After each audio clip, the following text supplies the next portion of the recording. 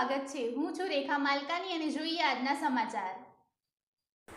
શામળાજી પોલીસે 42 લાખની લૂંટનો પ્રયાસ નિષ્ફળ બનાવી આરોપી ઝડપ્યો। અરવલ્લી જિલ્લાના શામળાજી પોલીસે આંગડિયા પેઢીના બેગમાં રહેલ ₹42 લાખના સોનાના ઘરેણાંની લૂંટ કરવાનો પ્રયાસ કરનાર આરોપીને ઝડપી પાડ્યો। આરોપી રઘુ બાલુરામ કૃષ્ણા જાટ તથા તેના સાથીઓ કિશન ગાડરી અને શંકર જાટ હોન્ડા સિટી કારમાં આવી પાર્શ્વનાથ ટ્રાવેલ્સની રેકી કરી લૂંટનો પ્રયાસ કર્યો હતો।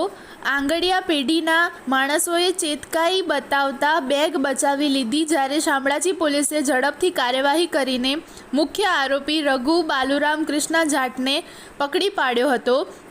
આરોપીએ પૂછપરછ દરમિયાન રાજસ્થાન રાજ્યના કાંકરોલી વિસ્તારમાં થયેલ ₹84 લાખની ચોરીમાં સંડોવણી કબૂલ કરી હતી।